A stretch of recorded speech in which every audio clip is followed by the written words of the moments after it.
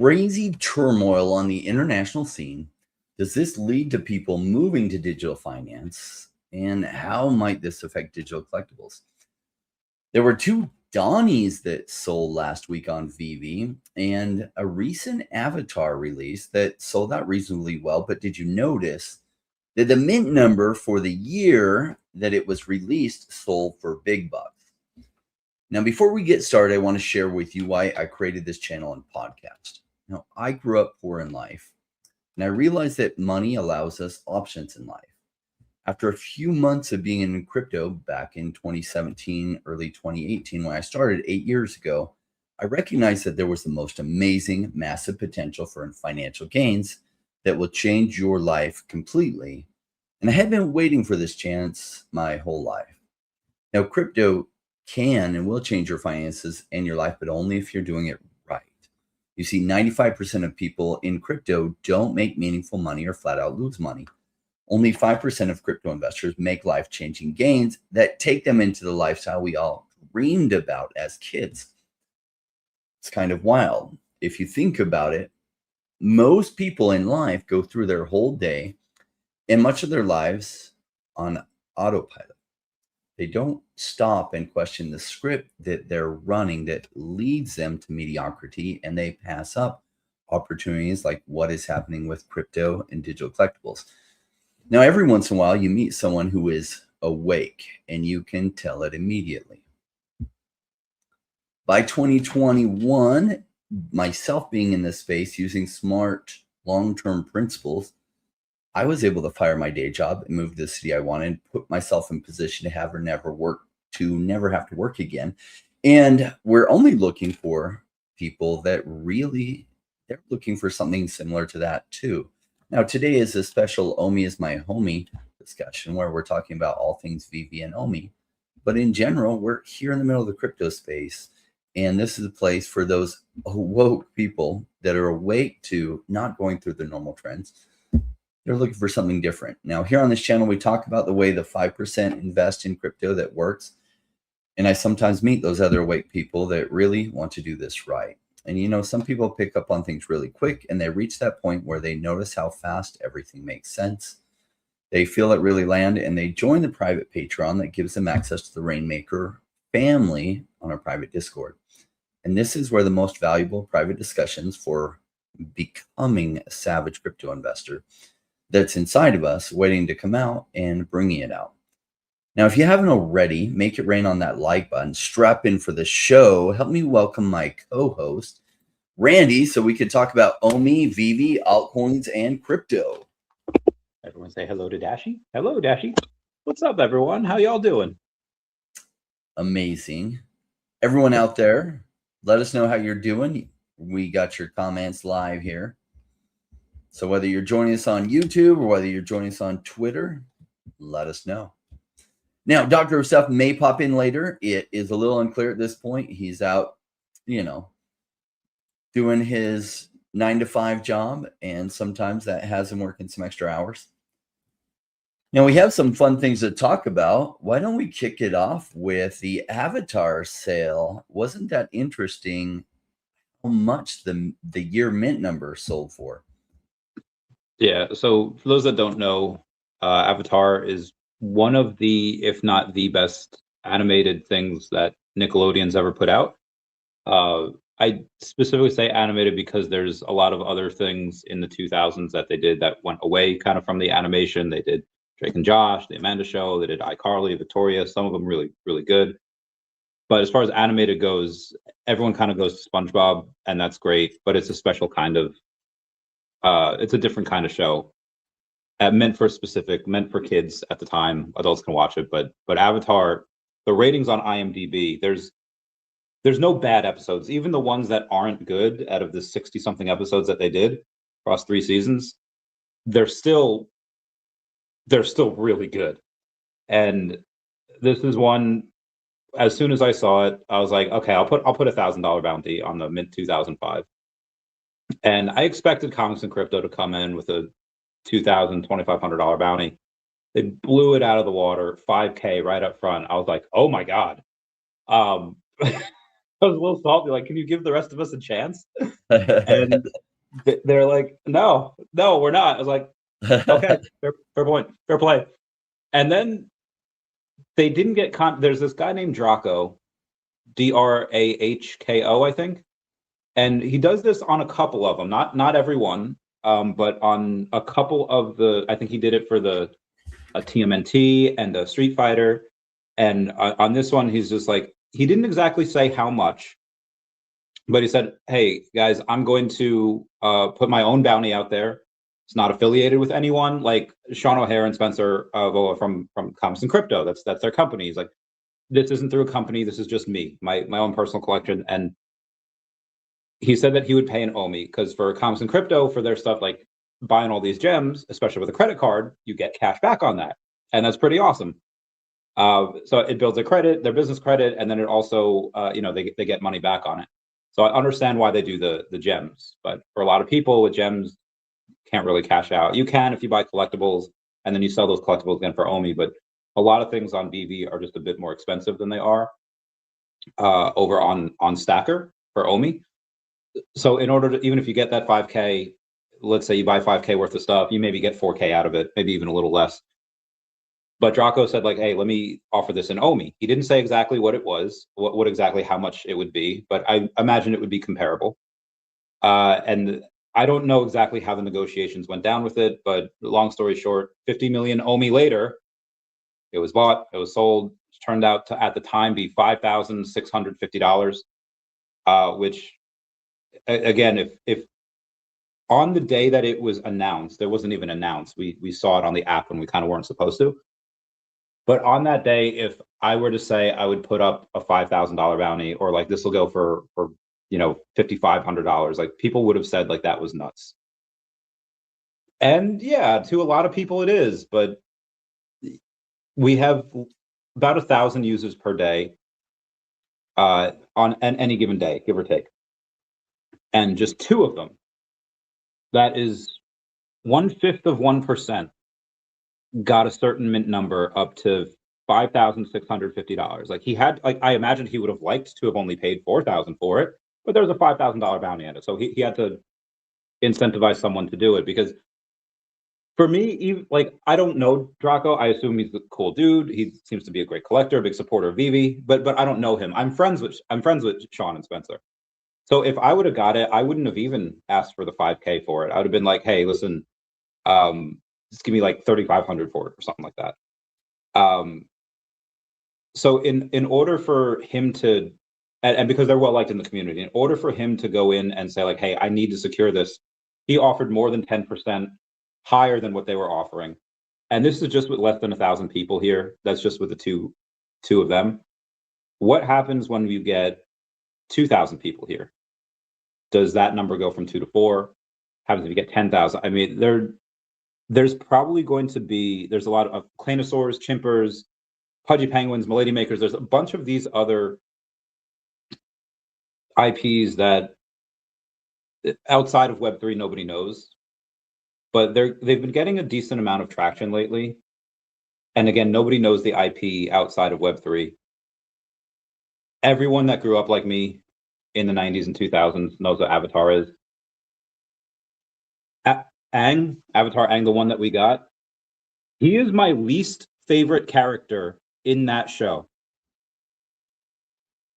And I own 20 of him. Mm-hmm. Least favorite character in that show. You can go over that if you want, but I don't even like him. But people are selling him for like $14.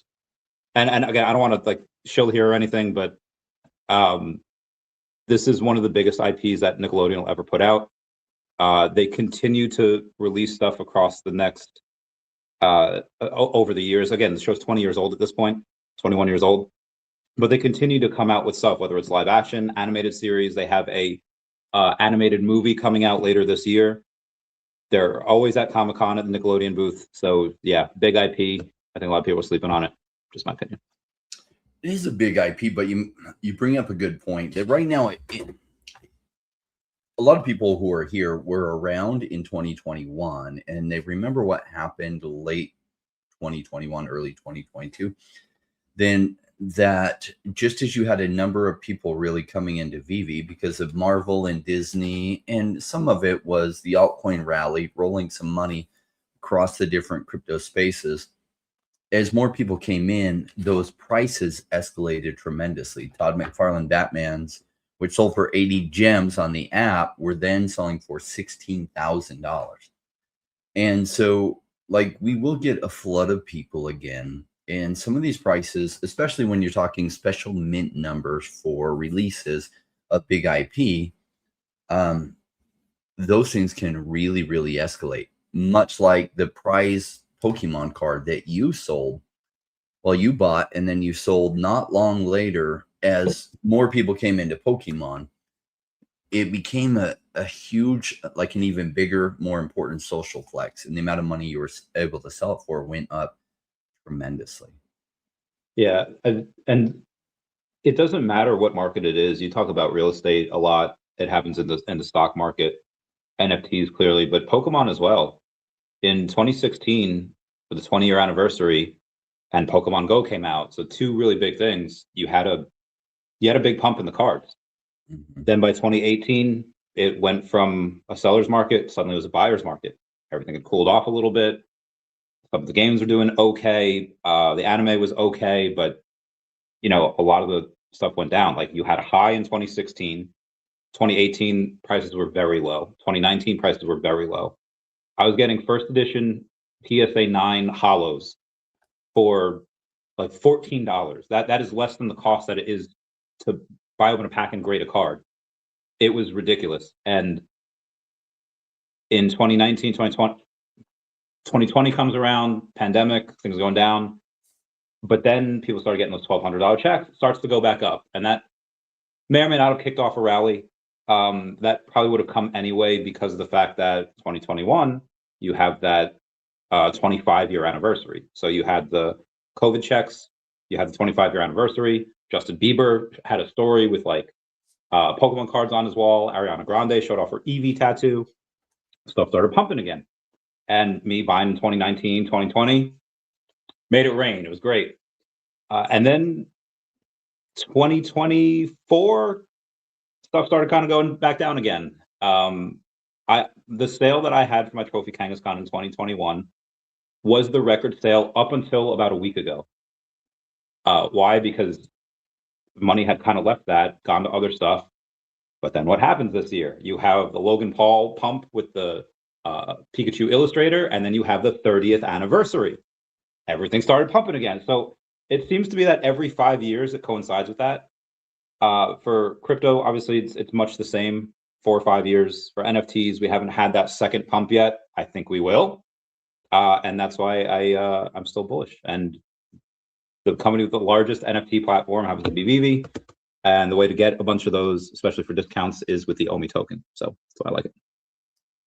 Yeah, like some people have lost patience and left the space, and it's hard to save those people, but a lot of people get it, right? A lot of people get it. It's like, okay, the 4-year cycle didn't play out as clean and easy as everyone would have liked. But when things are super easy and everyone can do it, then everyone does, and there's no gains there. Part of the reason that crypto gains can be so ridiculously high is because there's segments of unpredictability. For example, the 4-year cycle didn't play out. So a whole bunch of people have rage quit and sold, driving prices down abnormally low, setting up for a bigger run that comes later. And right now, what's had me really optimistic the last 2 months is that fear and greed index was so low. And that's a sign that bull market is incoming. And the reason is because it means so much capitulation has happened. It was one of the lowest numbers it's ever hit on the fear and greed index. Now, it's come up some because the altcoins and Bitcoin have rallied some. Some people want to know, like, is this the end? Like, are we going straight up from here? And the truth is, I don't know the answer to that question. But the way I trade, I don't need to know the answer to that question because I'm not trading with leverage. I can just hold. And sure, would I love it to be in 3 months? Yes. Might it be in 6 months? It could be. But here's what I know. Web3 is a huge part of the technology of the future. And so the focus will come back around to this. And anyone says otherwise, like they're just really short-term thinking. It's hard to predict exactly when those dates would be, but it's strongly likely to be in this next year. Could be in the next couple months. If not, it'll probably be later this year. Agreed. So Philip had a question here. Hey, Randy, you said a couple months ago that if you would not be around YouTube anymore, if crypto doesn't moon first half of 2026. I was sent a post. Here's the second one to bring this up today. I was on the phone with someone that's in crypto Twitter, or that's and she sent me a post by Wes that had clipped that. I think it was from several months ago. It was from last year. I think summer of last year, maybe before, maybe a little after. But saying, yeah, if any of my stuff doesn't pump, I would focus more on other stuff. I would go back into high risk lending. I would kind of put YouTube on the back corner, because at these prices, do I want to continue doing things where it might have to sell a collectible every now and then, or might have to sell crypto every now and then?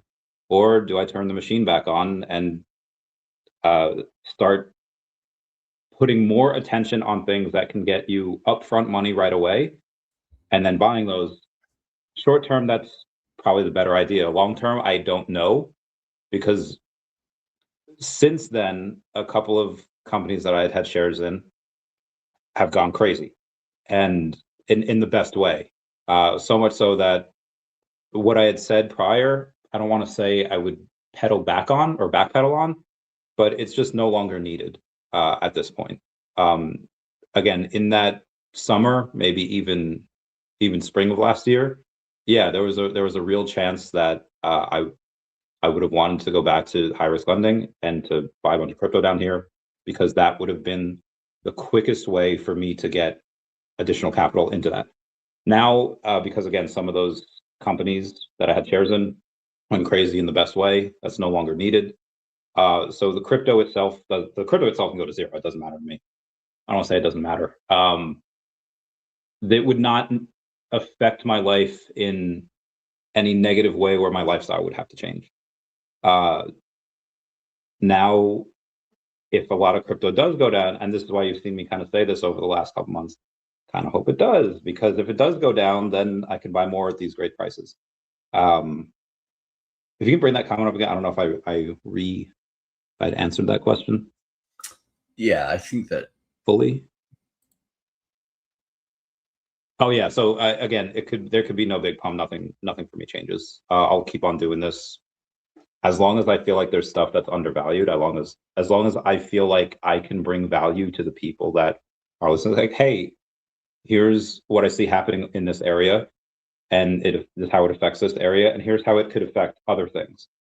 I had Violetta Chacon on the other day, it was a couple weeks ago, and she was talking about like what you see as big opportunities for 2026 and beyond, next 18 months. And I was saying, okay, well, everyone's focused on right now kind of war with Iran, kind of like AI. And yeah, people were focusing on big contracting companies like DynCorp, Blackwater Federal Contracts, stuff like that, like Corvallis. But nobody was talking about what happens after like the Russia-Ukraine war is over, or like what about these telecommunications companies that can go in and rebuild everything? Like there's probably going to be some growth in that sector. There's probably going to be some growth in the a lot of SaaS companies, their revenues make it so that their earnings and their multiples go from like a 30x now to like a 10x. Maybe there would have been a decent value in shorting some of those, or because it'll overcorrect, maybe some go to like 5x earnings or 8x earnings, and you want to buy there. Like that. So as long as I can bring value to people and go in and say, hey, here's what I'm seeing, here's a probable trajectory of this company or this sector, I'll still do it, or until people get tired of me, whichever comes first. First Jordan, next Randy. I don't think Randy's going anywhere. I'll be here. It's never a bad idea to like turn on the primary driver engine of a day job to get more to invest in crypto, especially at these prices. Like I wish I had a magic crystal ball and I could have seen that the prices would go to these prices. I would have just kept all my capital liquid from 2.5 years ago and then just dropped it all in literally in the last month. And it's like, well, it could go even cheaper than this. It's like, it could. These prices are so drastically ridiculous cheap. I mean, Omi at the market cap it's at, Definity at the market cap it's at, One Chain, any number, Devi at the market cap it's in. Well, shoot, I wish. But the problem is we don't have a magic crystal ball. On the flip side, it'd be perfect to know exactly what heights everything is going to go to, so you know exactly when to sell at that point too. It's like we just don't have that. So it's just making good guesses on projects that has a strong team, strong narrative, their risk versus reward seems like it'll make sense. Following up on that, Ben Crea says, do we think that recent AI developments will lead to new projects leapfrogging those in longer development? Yes, some of them. And it depends. Yeah, you will see more of that because you can, with a leaner team, catch up and get ahead by better architecture and utilizing AI really well. Rain, are you still heavily researching new projects in this bear still? No. I'm very slowly researching, finding things, only things that really, really, really catch my attention. And the reason is because I'm fully allocated. And so reallocation just has to do if something goes up some, I want to move into something else, or if I see something that's just too good to pass up. But a lot of the bets that I love deeper still. Like Illuvium is farther down the road, still plenty of runway. The token is cheaper than ever. Omi, the token's almost as cheap as it's been this whole bear market. And yet I feel like the viability of the company is stronger than it's ever been. Definity company is stronger than it's ever been. And yet, I mean, this isn't the lowest price it's ever been at, but it's not far off of it. And so some of the ones that I really love have just gotten even more attractive. So if anything, as I get new capital or something, I'm just spreading more capital in these ones that I like. The AI question I really like because you have Orange Cloud that 14 days, about 2 weeks ago, had said they are still committed to doing this reverse merger. Both sides are committed. They just need a little bit more time. And then 2 days ago, an article came out that said they are partnering with let me see what, Intel Sync. Intel Sync is a AI company that they go in. I actually put it in the Telegram chat. One sec. Megacon update. I thought I did. Okay. Intel Sync is a strategic systems integrator that bridges human ethics and AI intelligence. And David had mentioned a couple of times that they had wanted to work with AI, even as of a few years ago, put AI into collectibles over in the VVverse, or maybe build some, especially now.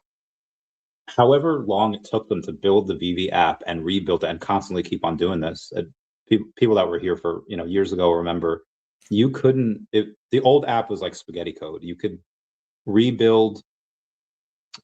You couldn't go for a drop and have the market open for whatever reason. It was coded in a way that if they had a drop going on, you couldn't buy or sell anything in the market. It was wild. But now with Claude and everything and everyone, things are going to they're already super easy. And even now, there was a story that came out a couple days ago where this guy from Australia who has no medical background at all has this dog, big tumor. Doctors gave her, like 6 months-ish to live. And he pays $3,000 to get the tumor's DNA sequence. He puts the data into ChatGPT and then puts that into AlphaFold, or AlphaFold 3 is a new update for it, and basically creates an mRNA vaccine for that dog's specific tumor. And it worked. And the tumor shrank massively, extended the dog's life. And this dude had zero anything to do with anything medical. Even with someone like me that was in the field for the better part of a decade before I joined the military, most of what I had learned is probably outdated by now. All you need to do is do that type of thing. And granted, there's a lot of red tape, even with the dog in Australia. So to do that with humans, probably going to be a little hard. Again, a bit of red tape. But this is what AI does.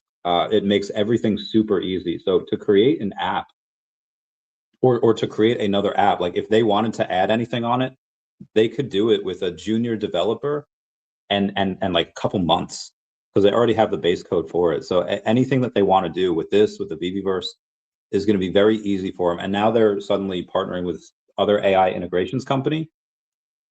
And granted, the deal may or may not go through, but if they're going to have a reverse merger and they're going to own Orange Cloud and Orange Cloud's partnering with this AI company, I guarantee you that AI company can do something with VV. And I'm sure that's where the connection came from. Now, I could be wrong with this. That article had no mention of VV. VV was conspicuously absent, but I don't think they need to be mentioned in everything. If David and Dan are going to take ownership of Orange Cloud, everything's just assumed in that. Rain, tell me if I'm acting crazy here, if I'm really reaching, or if like no, that makes sense. Reading in between the lines. That's probably looking deeper between those lines of like, then I don't know, on the speculative side, I just kind of wait and see like, where is this going to go with AI and VV?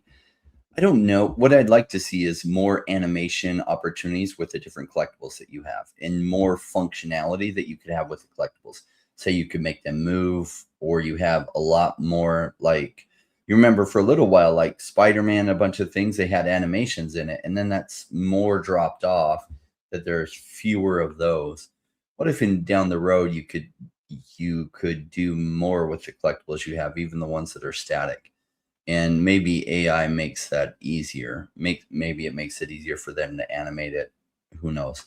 I have been looking a lot deeper at what's going on with AI in video, AI in programming and everything. It's pretty fascinating. It literally, I watched Iron Man, the original, last night with my wife. She'd never actually seen the original. And I thought of, Iron Man there with Jarvis. And he's like, Jarvis, do this, do this. Really, that's kind of what AI is for us. It's an augmenter, right? So he still has to have the origination, think of some things, but then Jarvis can grab all the research, bring him huge amounts of research and answers really, really quick. And that's what AI is giving us. Okay, I want to code this, and you have to somewhat architect it out, but then AI will help you architect it out even better, and what questions to ask, what to think about, and how to avoid a lot of mistakes so your time to development goes way down. Freaking love Iron Man. That is such a good movie. Oh, that's yeah, one of my favorite things. Yeah. So prior to that, we watched Daredevil, right? Which now, at what point did what's his name, Stan Lee, sell Marvel to Disney, or sell Marvel? So he sold the rights to a lot of these characters in the 90s. He actually wanted to sell like most of them to Sony, and Sony was just like, none of these other characters matter. We'll take Spider-Man, and like that's it. So a good rest of them went to, like, the X-Men went to Fox, and I think so did Fantastic Four, and then yeah, so Sony missed out big time with that. And then Marvel did this really interesting thing where after they wanted to buy a bunch of these rights back, they couldn't get the rights for X-Men or Fantastic Four back. So they're like, we're just not going to print these comics. We're going to push Inhumans. We're going to push everything, like, to make it so that there was as little spotlight on them as there could be, which is absolutely savage. But yeah, he sold a bunch of them in the 90s, and then they're all under the Disney banner now, with the exception of Spider-Man. Although the movie rights to Spider-Man, Marvel still owns most everything. Like, a lot of the merchandise from the movies, a decent amount goes to Disney. It's just they only have the movie rights, and they have to keep making a movie every few years in order for them to continue that. So that's why you had a couple of the movies. So they have to keep making Spider-Man movies, otherwise their rights run out. Yeah, that's why they had that with X. So that's why there was like so many Wolverine and X-Men movies like in the 2000s and 2010s, because they had to keep making them. Makes sense. All right. I know you're both holding mass bags of OMI. Have you thought about diversifying and keeping 100 million OMI on Stacker and reallocating the other 100 million into Orange Cloud stocks? No. If OMI goes crazy, yes. But stocks generally, so I like the volatility of crypto. Now, right now, it's experienced volatility to the downside massively, which is not a sell price for me. And so it means I'm going to be patient, because how is Orange Cloud stock going to do? Well, maybe it does well in like the coming months and stuff, but if it does well in the coming months, wouldn't that mean that probably OMI's, like altcoins, are also coming into effect and digital collectibles are coming into effect in that environment? OMI's going to do extremely well. So I'd rather just hold the OMI. Yeah, if you could make because again, even though I got my dollar cost average down a lot, I would still not want to sell OMI for that, because one, the deal might not go through, and if it doesn't go through, then you're buying a company that's just been losing money every year, and if it weren't for this announcement with VV, then there's a decent chance that their stock might not be over $1. They get delisted from NASDAQ, go to the pink sheets. Like I would not make that bet. And even if the deal does go through, you are buying this at $1.05, I think, right now. That's what it closed at today. I don't know what it happened at the aftermarket hours, but we don't know what they're going to value VV at. We don't know how they're going to do it. Like, if you buy it at here, how are you going to get diluted?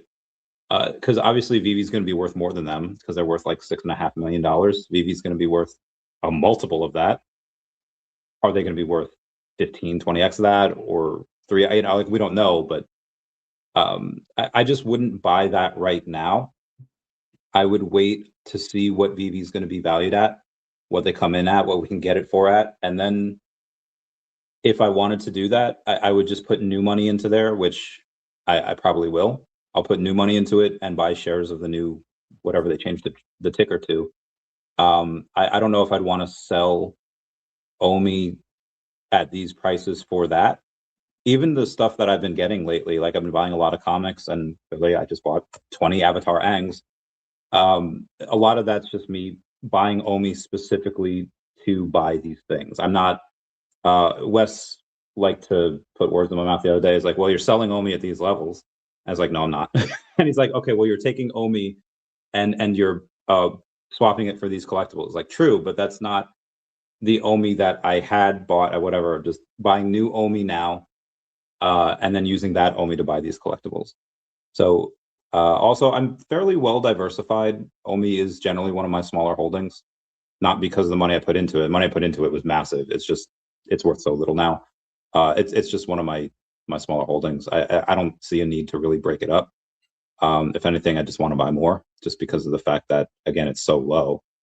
That will obviously change, though. I don't know if I want it to be, let's say if it becomes 50% of my portfolio again, that's a lot. And I might trim at that point, depending on, I don't know. If it becomes 50% of my portfolio, I'd probably trim a little bit till it's down to like 40-ish. But it depends how the rest of it does as well. I know like Kathy Wood has that, where she doesn't like, she did that with Tesla years ago, where she didn't want it to be any more than 10% of her portfolio. So every time it went to like 13 or whatever, she'd trim a bit. And then it happened to work out there, she would actually sell the highs, and then when it dipped low, oh, hey, now it's only at 8 or 9%, and she would buy it back, and she'd play that game, and it was pretty good. I'm not saying I would do that and become a trader, but yeah, there's no need for me to want to take the OMI that I have now, sell it for something that, again, the revenues aren't there. That Orange Cloud has a bit of capital, and maybe there's potential for growth with VV, but just to buy Orange Cloud by itself at this point, I would not do that. I'm not saying what y'all should do. That's just what I'm doing. Good. Well, some more recent activity on the VV app with 2 Donnies selling. Do you want to share with everyone what the Donnie sold for? Yeah. So we had one sold for, I think, $3,500, which is fine. That is fair. And then another one sold for, I have it right here over on Stacker. One sold for $3,500 and one sold for like $5K.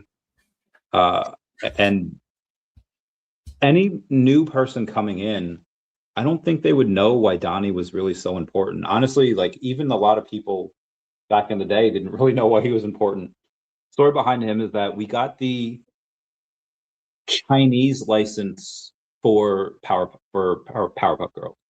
So only people that were in China that had the app could go in and get these.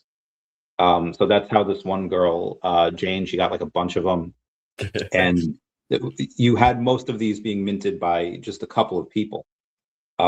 So most of the supply was just with they were just with a handful of people, and it was very, very hard to get one, and they made you pay a premium. Fair. They were in China. They got that bread and they sold it to us. And to get that premium, you had to pay tens of thousands of dollars for it. In the realm of Powerpuff Girl lore, Donnie was not even in the old show. He was in the reboot. He was a horse that identified as a unicorn. Cool, new age. I think even within the Powerpuff Girl fandom, I don't like there's a reason he was like the scarcest. Like he was not the most coveted or loved character, probably a bit annoying. And yeah, that's why he was so. But for the new people to come in, they're not going to know that story. And even if you're a Powerpuff Girl fan, you're probably not going to want Donnie. So my theory is that it's older people that had accounts previously that are coming back and like, you know what? This was $30,000 at one point. I want to get him at 3K. I want to get him at 5K. And that's why they're probably doing that. I could be completely wrong off that, but that seems to be the calculus there. It's funny. It's somewhat random how Donnie became a Grail, because Donnie in itself in that IP shouldn't be a Grail, but because the scarcity and the China thing and the complexity to get one, because one of the main things that drives price is scarcity. Because it was so scarce, it made it desirable, even though by other metrics it wouldn't be desirable. But it was Powerpuff Girls the first license that they had, or was it Batman Black and White? It was one of the first few licenses they had, period, on the app. Yeah, Batman was the first one, but the first license to sign on was actually Tokidoki. Okay. But that's Asian license, same thing. So they started with the Asian stuff, and then obviously they got to Batman. But that was, one of the first ones. That's funny. Yeah, and most of the stuff, the Donnie sold out quicker, but like even when I came in early March, they still had some of the Powerpuff Girls things on. It's just Donnie was all gone. You had to have a China IP to get it. Yeah, that was hard. It's hard on it. Now, let's talk about global events. War with Iran scared the markets at first. Now they seem to have leveled off a little bit. Fear and greed index is up because Bitcoin and altcoins are up, but like it went up a lot. It went from 5% on the fear side up to like 28%, which is still on the fear side, but nowhere near what it was. So is the bear market coming to an end? What do you think, Randy? There's an episode of Dragon Ball Z where Piccolo goes to the lookout to Kami, to the only other Namek that's on there. And he says, like, hey, you're the guardian of Earth. You've seen what's going down. Androids were here first, terrorizing. Now Cell's here, another bionic android. We need to fuse. If we fuse, we can be stronger than them all. We could end this conflict. And Kami says that I want to see how things play out first, which is very controversial at the time because people were dying. All of this to say, I promise there's a track in my head, that I don't know if the bear market is over. I want to see how things play out first, because you have Hegseth and Trump saying like, no, this war is over in a couple weeks. You even have Democrat John Fetterman saying like, yeah, from all the intelligence I've seen, and he's part of those hearings. Like not every politician gets to be in certain hearings, with certain intelligence hearings where you get to see certain things that are classified depending on what your committee you're on. There's hundreds of members of Congress, not all of them get to see this. But as senator, he was able to see a couple of things. And he's like, their infrastructure is gone, their Navy, their Air Force, all of this is gone, or at least to the point where they're really no longer a threat, or at least not as big as they were. And last week, you had oil at like 120 a barrel, give or take. And not just Trump, but any politician, they say stuff all the time just to calm their constituents, to rile up the other side, to distract on what they don't want attention to. But when it comes to the market, it's very hard to fake out.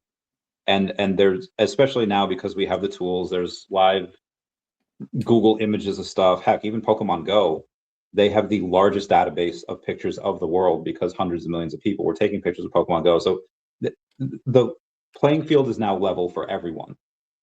And when Trump the other day said that, yeah, it's going to be over soon, oil will start to go back down, the price will plummet because the markets believed him. If they didn't believe him, oil would have stayed exactly where it was and kept going. It went down to like $80 a barrel because the market's like, yeah, no, this makes sense. Everything is adding up.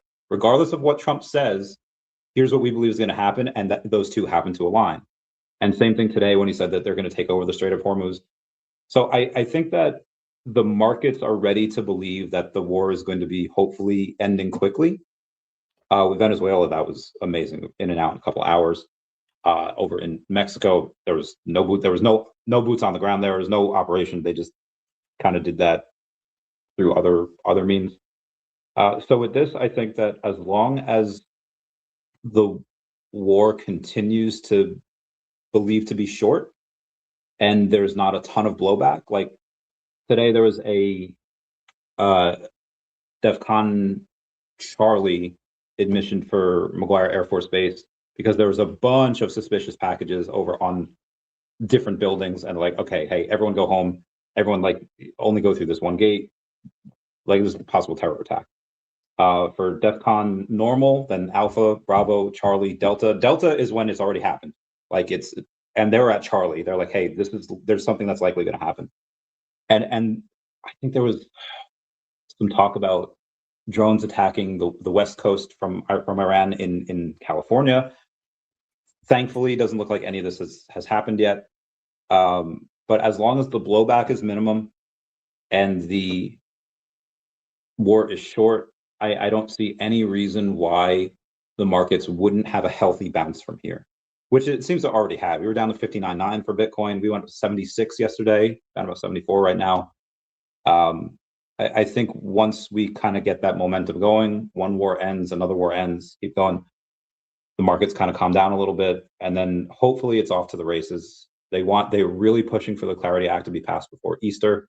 Even if it's not before Easter and it goes into May, cool, Jerome Powell gets out. Like, I think this is turning out to be a very bullish time in the next couple of months. Could go down further before then, but again, this is all just my opinion. Also, we're operating with conjecture. There's a bunch of stuff the government doesn't release. But I want everyone to remember back about a month ago when Fear and Greed Index was down at 5. And you remember all the predictions that Bitcoin was going to go down to like 40,000 and stuff. And it's like, that's what every bottom feels like. Now, we don't know, like, is this the temporary low? Because it's clearly not the bear market low for Bitcoin. But Bitcoin does set a trend for how many people are paying attention to crypto. And probably for the altcoins to have a rally, we'll probably have an increase in price of Bitcoin first. So it's a good indicator, like the canary in the coal mine, to watch.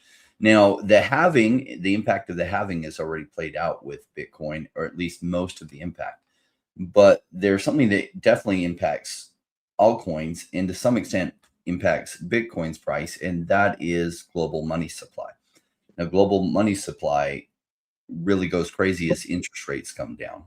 But it is really hard for the U.S. to massively lower interest rates if oil prices go high, because that drives up inflation across the board, because every product costs more to ship. All produce, everything costs more to ship. So the price of everything goes high. So it's like, this is like a chink in like things coming up, like crypto going crazy in the next 3 months. Like, I would love to see crypto go crazy in the next 3 months, but I don't know if things are aligning well for that.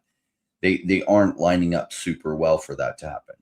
So could we hit an even lower low than recently? We could, but I do know in altcoins, like, I love how low prices are. Bitcoin, if I were buying like Bitcoin, sure, it's a great price and it's been a great price to load up, even though it might go lower. It is a generally attractive price. Altcoins, they're at extremely attractive prices.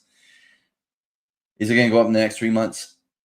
I'd love to see that. But in the next 9 months, the odds are really strong for it because Jerome Powell gets replaced probably in May. Maybe he even fights it and he goes to the court and he goes to that one guy, Judge Boasberg or whatever, that votes against Trump in every single way he can, even ordering him to bring planes back with, people that they're extraditing from the U.S. or sending out because they're criminals. This guy that thinks he's president, Boasberg. Who knows? You can't fire Jerome Powell. He just ruled like they were investigating Jerome Powell for where did this extra $1 billion go? And Judge Boasberg's like, you can't look at that. No, you can't impanel a grand jury because Trump said mean things about him. It's like these guys are weird. Now, I'm not hopeful on the Clarity Act getting passed in the next 2 months because I don't think banks are coming to the table with enough. And I think crypto has enough clarity from the act that passed last year. What was that? Genius. The Genius Act. And then the SEC has just declared a bunch of things are commodities like Cardano and Polkadot and a whole bunch of things. And so I think the SEC should just come in and create clarity. If these banks aren't going to come to the table, don't give up a whole bunch of things just to force a Clarity Act to happen when make the banks come to it, because the truth is the Genius Act is actually pretty good for crypto, and just continue operating under that and make them come to the table. Like, I don't think in the crypto space we need to chase that. I agree with Charles Hoskinson that said no deal is way better than the bad deal the banks are trying to force down everyone's throat because we're feeling impatient. Don't do it. Just let the SEC, and I think that's Trump's idea too. That's why he's using the SEC and the CFTC to provide a bunch of clarity so markets have some regulatory certainty, so that the banks are forced to come to the table, so they can't just like hold up the timeline because everyone else is anxious to push something through. Now you give yourself lots of patience. You're already paying yields on stable coins, and so the banks are the ones looking like the bad guys, and they are forced to then come to the table and have some meaningful concessions that are bad for them but good for everyone else. I mean, this just reminds me in the horse and buggy days when you had the leather makers and the horse and buggy makers, and they made it super hard in New York for automakers to manufacture autos there because these horseless carriages are so dangerous for people. People get run over by them. And people get run over by horses left and right. They were just scaring people. But what they're really saying is we employ a lot of people. We have a lot of politicians on our payroll, and you need to keep us in business by protecting us with regulations that give us monopolistic powers. And that's what the banks are saying. And in some ways, and F you to the banks. Sorry. No. Oh, darn it. You might have to compete with stablecoin yields for people to keep deposits in your bank. Cry me a river, because then that just gives access to regular people to make more on their savings. Great. They have to be competitive. Okay. A long time ago, there wasn't the technology for something to be able to be competitive with banks, but that's not the case anymore. And so I want the free market to decide what people are going to choose, and that banks have to, have the playing field leveled on them. And of course, they're not going to like it. They are slowly coming around to it. Like the SEC and the CFTC mentioned today, they issued guidance that it provides a token taxonomy confirming most crypto assets, whether digital commodities, collectibles, tools, or stablecoins, are not securities. And specifically, I have it here, for digital collectibles, not securities, crypto assets that are designed to be collected and or used and may represent or convey rights to artwork, music, videos, trading cards, in-game items, or digital representations or references to internet memes, characters, current events, or trends, among other things. Again, not securities. So I see this as an absolute win. I can quote Hulk from Endgame. Yeah. Yeah. So the Clarity Act, especially Trump's put a lot of pressure on the, Save America Act or the SAVE Act, depending on which version of it. Yeah. He's really concerned about cheating in the elections. And of course, if I ask the press, did any cheating happen in the 2020 election or 2024 election? They're like, no, they were the cleanest, most fair elections ever in history, and we don't need to worry about cheating at all. But there's some that crazy does worry people me about the. that also puts clarity on the back burner as the focus on this in the Senate. I don't know why. It seems like Republicans, Democrats, voters both agree they don't want illegal aliens voting in the elections. No other country allows illegal aliens to vote in their elections. And it's weird that, like, not only some Democrats, but some Republicans are like, I don't know if I want to pass that rule. So that's putting the crypto bill on the back burner because of that. And Trump said he doesn't want anything else to pass until the SAVE Act passes, and it's like, oh, not just on the back burner; it's on a complete. It's off the back burner. It's off a burner altogether, and it's like, well, shoot. I mean, the upside of that is, like, banks weren't really coming to the table with meaningful negotiations anyway. Their strategy was, give us everything we want, and then we'll let you give us the bill. Like, F you. When I did negotiations for 7 years with a company, if somebody was like that, I just walked away from the table. It's like, cool. Keep your ball. Nobody wants to play ball with you. And I think that's what crypto needs to do. Hey, Trump would love to work something out with them. They're not dealing in good faith here. They're not willing to make reasonable things. They want to keep their monopolistic behavior going. Can you blame them? No. But can we agree to that? No, we can't agree to it. So we're going to help primary the heck out of everyone who's supporting those banks. That's what I hope the crypto lobby does. Yeah. Hell yeah. So, Elizabeth Warren, I think she re-won her position last time. So she's not up again for like 4 more years. Ugh. But there's probably some other ones. Yeah. And maybe at some point we get legislation saying that there's term limits on some of these people and they can't serve for 40 years. That would be nice. Term limits, man. See, that's another, like, 90% of the voters want it, whether, like, my extreme leftist friends and my extreme conservative friends, like, they all want term limits. The only ones who don't want term limits are the ones sitting in Washington who actually have to vote term limits into place. But I do have a solution. I know how to get term limits passed. Yeah.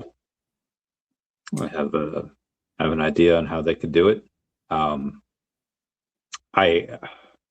I don't know. Yeah, it would take another piece of legislation saying, like, you can't put 100 different things into one bill. Just have one thing on there. If that's all it took, then that would be it. Here's the secret to getting term limits passed in the U.S. Increase their pay, because the truth is they don't make enough to not be corrupt and live in Washington, D.C. $250,000 that they make, it's like, oh, that's plenty of money. It isn't in DC. It is not. And they can't put their kids in the private school or the public schools there because the public schools are run terribly there. And so their kids are not safe in the schools there. They just aren't. And so then they got to pay for private schools, $20,000 or $40,000 per child per year, sometimes $60,000. And so they can't make it without being corrupt. So what you get is a huge push for people to be corrupt. So the truth is the U.S. needs to pay those politicians more. I hate it too. It just is what it is. In Mexico, part of the reason that so many of the police are corrupt is because they pay them so little, they cannot make ends meet without being corrupt. So there's this huge incentive that pushes them towards corruption. So you have a lot of otherwise would not be corrupt police who are now corrupt because they got corrupted by the system. DC is the same problem right now. So put in there, multiply what they're making, times it by 4 or 5 if they also pass it with term limits. And bam, they would all vote for term limits. So if they're a sitting senator, they would get 2 more terms from the one that they're in. They would all freaking agree to that if they got 4 or 5x their income. And the House members, they would get like 5 more terms, up to 5 more terms too. They would all agree to that. And you would get it passed. And then all of a sudden, you would have 80 or 90% of the politicians wanting it, not just 80 to 90% of the voters. So we just solved the world's problems right there. I'll, take my check in the mail or stable points. We'll see. That'd be fun. All right, so back to crypto. So Donnie's did great. Now we've had some new people, some new activity on Vivi. Do you think that's old users coming back? Do you think that's new users coming in? Probably a little bit of both.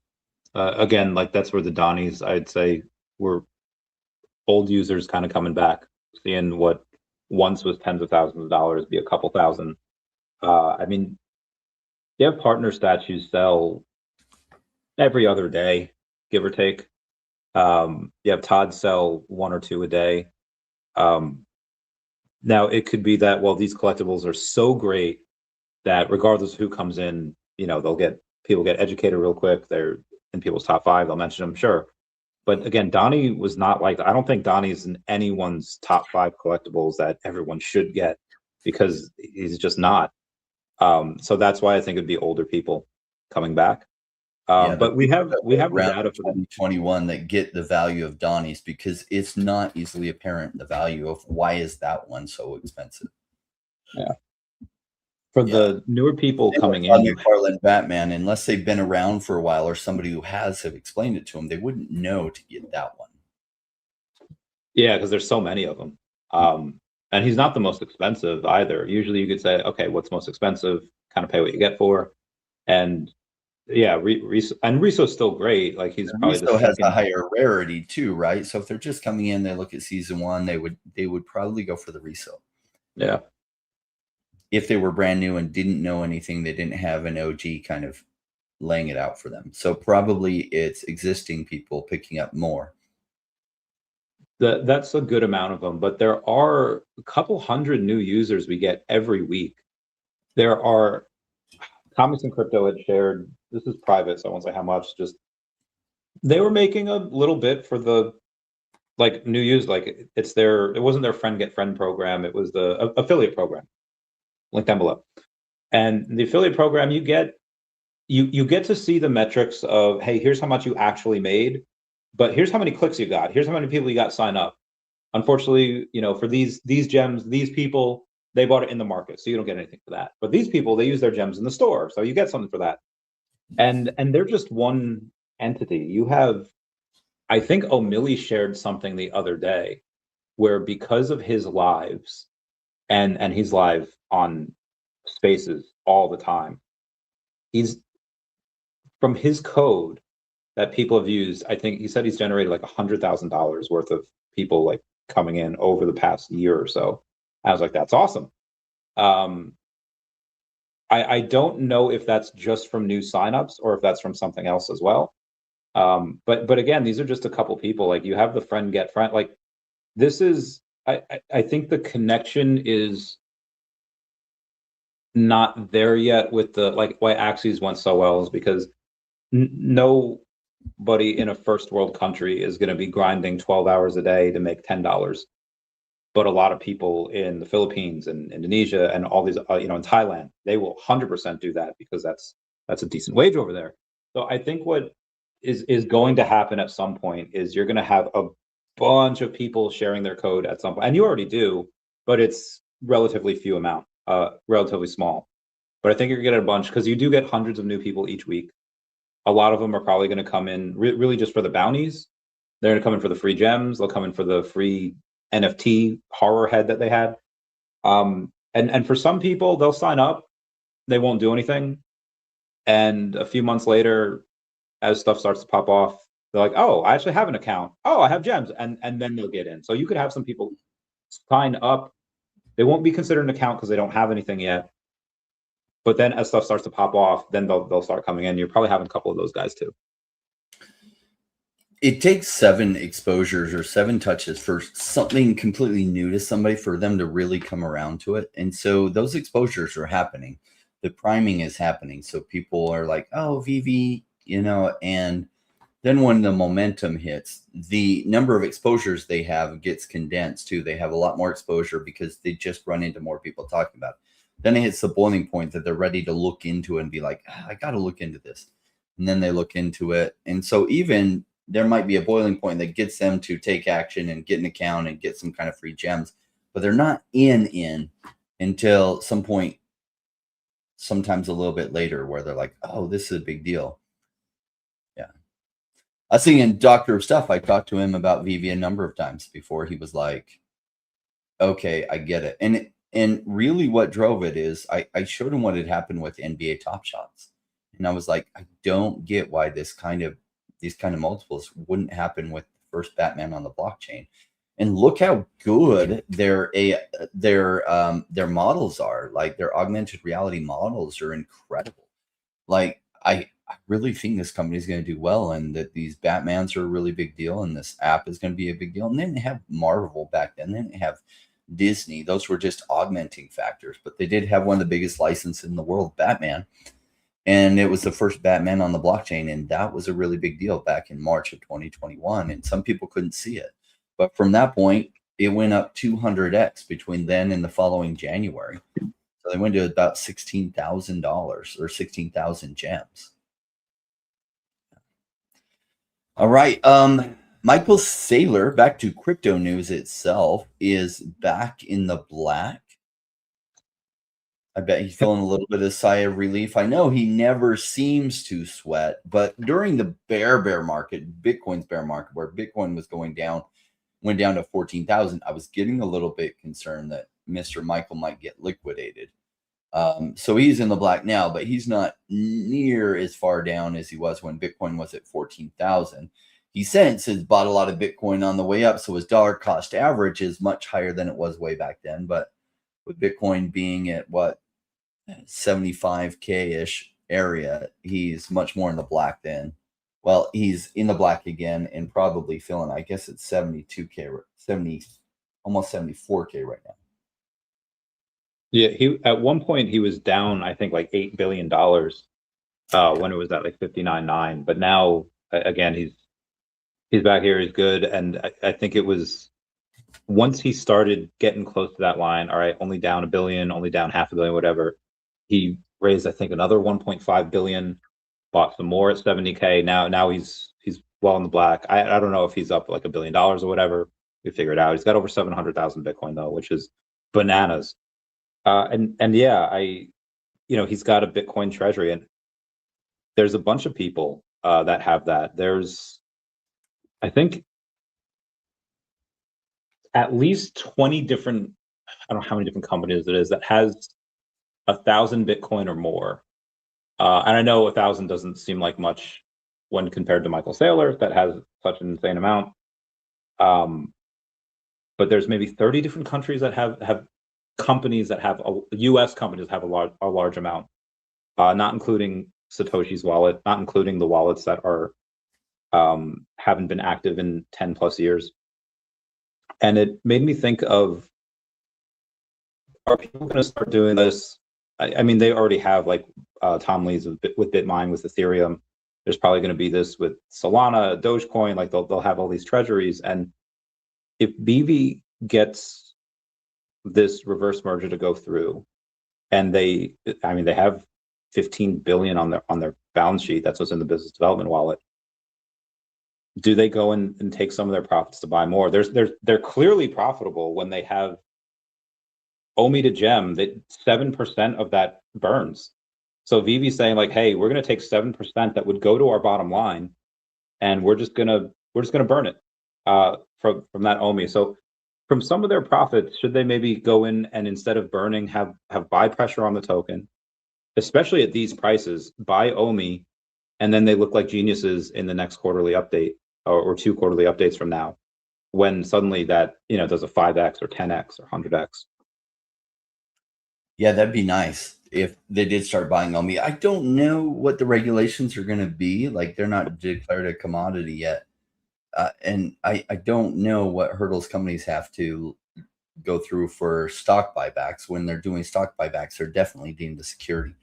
And so, like, can they just buy back from the open market without any concern? If so, I'd love to see them buy OMI. I do think OMI is criminally undervalued by the markets right now, because most altcoins, low market cap altcoins, are criminally undervalued. And the beauty of that is that in the swings, I know it feels frustrating when you're dollar cost averaging. Most of the runs in crypto happen in 7% of the time. So just know if you go the smart route in crypto where your dollar cost averaging when it's cheap, it's going to feel sucky most of the time, like literally most of the time. And because you're going to be down because you didn't happen to dollar cost average right at the bottom, and usually not even right near the bottom. And so your dollar cost averaging across this. And so you're actually spend most of the bear market with your position completely upside down. And then it isn't until that 7% of the time when it runs tremendously that you're like, oh, I'm a freaking genius. And we're not there yet. So even following this strategy, it looks like everyone following the strategy is massively wrong. And you're not. This is a strategy everyone I know that became a multimillionaire in 2021 followed.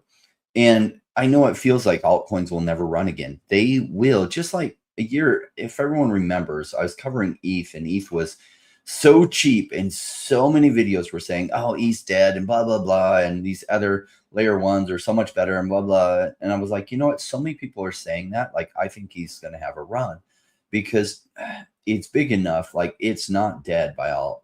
That's just, it's overfudded. And that's exactly what happened. ETH went from like $1,200 up to like almost $5,000. And oh yeah, and then you got all these news like, oh yeah, ETH's back in there, better than ever, and blah blah blah. And it's like, where were you when it was $1,200 when the value was there? You're covering it now, and it's $4,500. Like, that's not when the value is there. And so, crypto is valuable when the prices are massively low. Is when the coverage and realizing what an undervalued gem it is. When it's cheap, not when OMI goes to 2 cents or 3 cents, but you will see endless channels covering OMI then. Okay, but the gains have been made. That's when the smart people that are doing things the right way are then selling it into it. Agreed. Sorry, hiccups. Had a rough time with that. But shout out to everyone in the comments. Yeah, Turtle Peter said he's been here since early 2022 holding OMI, but he hasn't been paying attention for a while. What is going on with the merger? VV and ORKT, that's the ticker for it on NASDAQ. Orange Cloud had announced a merger back in February. They said that it would be a reverse merger where Orange Cloud would technically take over ownership of VV, but then David and Dan would own Orange Cloud. So it's like having an Orange Cloud sandwich. David and Dan still own VV, but through Orange Cloud. Basically, David and Dan acquire a company called Orange Cloud, and that just owns VV. So nothing really changes as far as ownership of the VV company. It just changes the ownership of Orange Cloud. And if that goes through, they have, I think, couple $1 million on their balance sheet. Orange Cloud does, so they get access to that. And okay, what do? Well, once you're on NASDAQ, you can raise money a lot easier. You can use those funds. We get to see what we get a peek behind. We don't just get a peek behind the curtain. We get to look up their whole skirt. What's going on up there? Gynecologists of this stuff. We get to see all of their secrets, what they're selling stuff for at, what their margins are, what their how much run rate they have, all these contracts, like what does the market value them at? So I'm very bullish about it because one, we get to see what's behind our favorite company, and we get to buy ownership in the company, which until previously you couldn't do unless you talked to someone and you wanted to buy theirs via OTC, which, be advised, if you wanted to do that, David has veto power on that. He could approve it or not approve it. So good luck with that. But yeah, now if it goes through, we could buy, we could buy ownership of VV. And then, speculation runs wild with that. What David and Dan are very creative. What can they do with that? How can they incentivize people to buy shares of that? How could they incentivize people to buy OMI? Like, I'm just very curious to see what, like, this is not something that you do all willy-nilly. This is something that you think about for a long time, go through all of the scenarios. How does it work? How can we make it work? And what are the unintended consequences of us doing this? And not all of those have to be bad. Unintended consequences can be very good. So we'll see. Awesome. What else do you want to talk about this episode? Also, if you're in the audience, you got a question you're dying to ask, let us hear it. Yeah.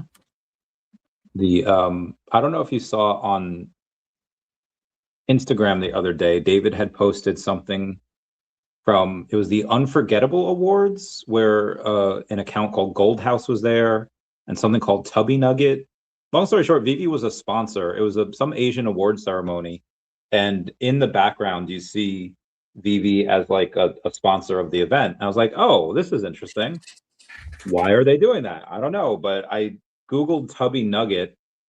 I could just Google it again. And surprisingly, nothing dirty comes up.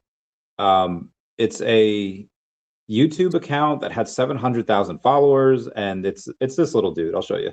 And T-Manus. It's a little cute little nugget, and it's a book. And I hope we get him one day. I think if he was going to sponsor that event, I'll actually show the screenshot that I got from the post. A guy named Lee Sung Jin, and you see Vivi over in the background. Same thing with this lady. I forget who she is, but again, Vivi in the background over there. So they're in a bunch of it with Netflix, Gold House, Gush Cloud. Is that Yamaha? Oh no, it's Yamava. It's a resort and casino, and then of course, Tubby Nugget. I don't know who they are, but I think it's cool. And I'm gonna get a couple of him if we ever get that. That's my. So I don't know if you saw anything with that. Do you get things just because they're cute, or do they have to surpass a certain threshold of collectability for you? Definitely have to surpass a certain threshold for him. Yeah. That is where we differ. He's cute, and I'm gonna get one. I don't care how many. How many different. I know. Mine is like 95% through the investor focus. Like sometimes it's like, okay, sometimes that threshold falls, but right now it's like 95% investor mindset, 5% of, dang, I just really, really want this. Pretty much. So many amazing things around such a really good deal. That's why it shifted that mindset to 95%. It's just like, yeah. Bought some more Boba Fett's like 2 weeks ago. I bought some more comics. I like the low run mint comics, right? That are number ones within certain realms. And like, say there was 1,000 released, or say there was 3,000 released, but only like 1,200 of the 3,000 sold. And so 1,800 got burned. And it's like, it's somewhat speculative. You don't know, will that end up being a big deal? Some of these are just a few years old. So there's no historical record to know like, oh, is this series really even going to do well? You don't know. I like the low total number of mints for some of the number one issues that fall within those guidelines. Agreed. Same. The ones that I've found for that, some of them are the new ones. Because the new ones that come out every Wednesday, they're only 1,000 mints or 990. And most of them, they sell like a couple. But every now and then, it's like, like one of the Spider Boy ones, it's like Spider Boy number 6 or something. I don't know exactly which number, but it's like his sister, which is deemed to be like, okay, that's an interesting one. You know, because that could be a big character. Then there's stuff like, I think it's X Factor number 6, first appearance of like Apocalypse. People were just sleeping that day, I guess, or Avengers number, I think it's 55, first appearance of like Ultron.